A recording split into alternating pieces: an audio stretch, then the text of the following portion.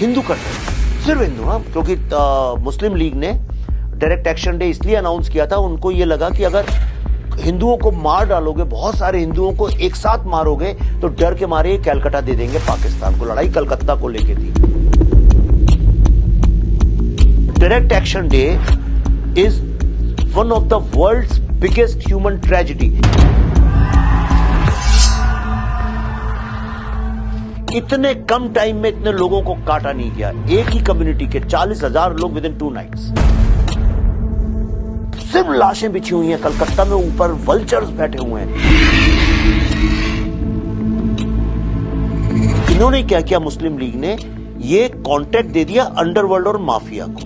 उनको 2 कॉन्ट्रैक्ट दिया। एक बोला कि डेमोग्राफी चेंज करो, कन्वर्ट कर करके मुस्लिम बनाओ। अगर टिल्ट हो गया, अगर पॉपुलेशन 30-40% हमारी आ गई, तो हम अंग्रेजों से मांग ही सकते हैं। अंडरवर्ल्ड ने काटा, माफिया के लोगों ने 40,000 हिंदुओं को काटा ओवरनाइट।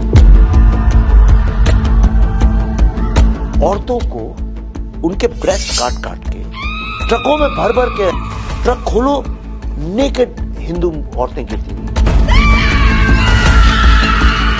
और उनका यह था कि इनका सिंदूर इंदूर सब मिटा दो पहले। तो बता रहा है कि बंदा जिसने खोला वो चल के गया, उसको एक औरत के यहाँ पे बिंदी दिखी और उसने जूते से उसको मिटा दिया।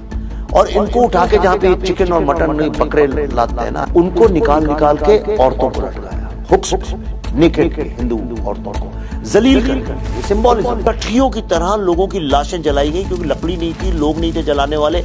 एक जगह आग लगा दी, ठेले में ला के फेंक दिया। पूरा रिकॉर्डेड है, ब्रिटिश कमीशंस ने, ब्रिटिश आर्मी की रिपोर्ट्स हैं। एक कसाई था जिसका नाम था गोपाल पाठा।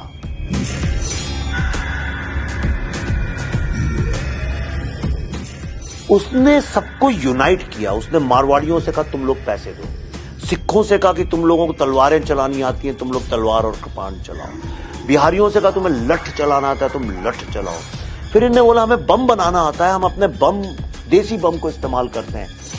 एंड they fought back और Suhrawardi had to stop direct action day। उसने कहा कि इतना मुस्लिम कट जाएगा अगर गोपाल पाठा को नहीं रोका, कि पाकिस्तान बनाने का कोई मतलब भी नहीं रहेगा।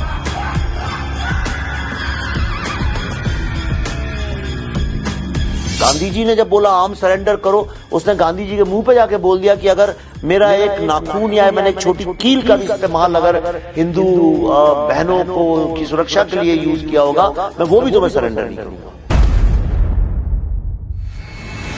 सवाल ये नहीं होता है कितने लोग मरे, सवाल ये होता है किस तरह से मरे। 1000 साल भारत हिंदुओं का परसिक्यूशन हुआ है।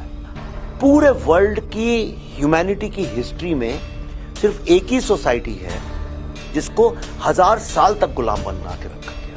पहले 700-800 साल इस्लामिक लोगों ने, फिर करते करते 200 साल आप क्या उन लोगों ने राज किया जो क्रिश्चियंस थे। सब कहते हैं गंगा जमुना तहजीब। इतना फ्रॉड शब्द है गंगा जमुना तहजीब, ऐसी नाम की कोई चीज। पूरे विश्व में एक ही एक धर्म बोलिए या बिलीफ सिस्टम बोलिए जो कहता है कि जानो, सीक, फाइंड योरसेल्फ, अपने इनर बीइंग को जानो। हम लोग सीकर्स हैं। और बाकी जितने अब्राहमिक रिलीजन्स हैं वो कहते हैं मानो, क्योंकि हम कह रहे हैं ऐसा। ये बंगाल ममता बनर्जी का नहीं है, उनकी बापौती नहीं है, ममता बनर्जी की ठेकेदारी नहीं है बंगाल। क्या कारण है कि बंगाल के जितने पढ़े लिखे लोग हैं अब सबसे पहले अपनी बेटी को बंगाल से बाहर भेजते हैं पढ़ने के लिए? यही सर्वे कर लीजिए कि भाई अगर तुम्हारे पास पैसा और तुम्हें अपना सेकंड होम बनाना हो तो वो कौन सी जगह है जहां तुम बनाना पसंद करोगे? आप देखिए, लोग इंडिया की हर स्टेट का नाम लेंगे, सिर्फ 2 स्टेट्स का नाम नहीं लेंगे, कश्मीर का और बंगाल का। कश्मीर का और बंगाल, कश्मीर का और बंगाल। मैं वो काम कर रहा हूं जो बाकियों को करना चाहिए और बाकी कर नहीं रहे। तो आजकल 2 PR और सोशल मीडिया एक साथ चलते हैं, एक सेल्फ प्रमोशन के लिए, एक किसी और के डिस्ट्रक्शन के लिए। आप इस फिल्म इंडस्ट्री का पार्ट बस तभी हैं जब आप स्टार बेस्ड फिल्म बनाते हैं। जिस दिन आपने स्टार बेस्ड फिल्म नहीं बनाई, आपका बॉलीवुड से कोई लेना देना नहीं। आपकी अपनी जिंदगी, अपनी लड़ाई लड़ो, कितने लोग बनाते हैं। बस मैं आपको ये प्रॉमिस कर सकता हूं कि if Kashmir files disturb you, this film will destroy you.